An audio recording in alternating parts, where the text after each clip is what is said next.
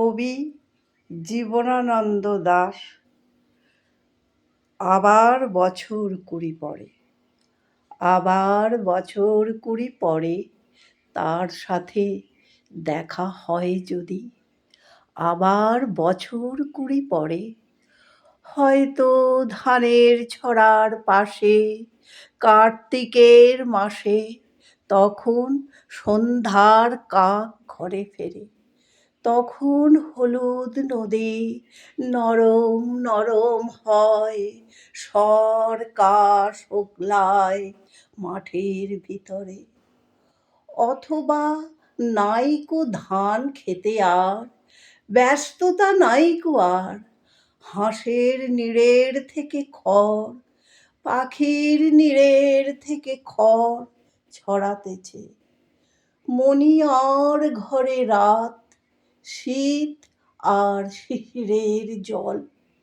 জীবন গিয়েছে চলে আমাদের কুড়ি কুড়ি বছরের পার।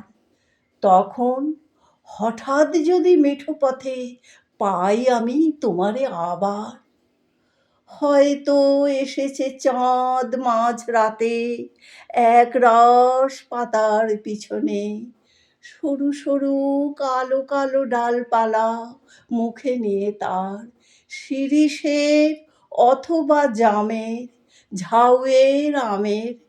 কুড়ি বছরের পর তখন তোমারই নাই মনে। জীবন গিয়েছে চলে আমাদের কুড়ি কুড়ি বছরের পার।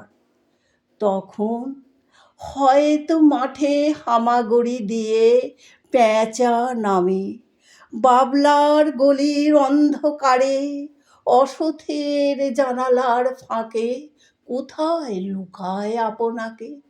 চোখের পাতার মতো নেমে চুপি কোথায় চিলের ডানা থামে।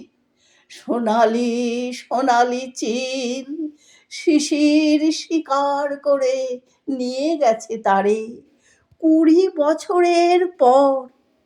সেই কুয়াশায় পাই যদি তোমারে আবার।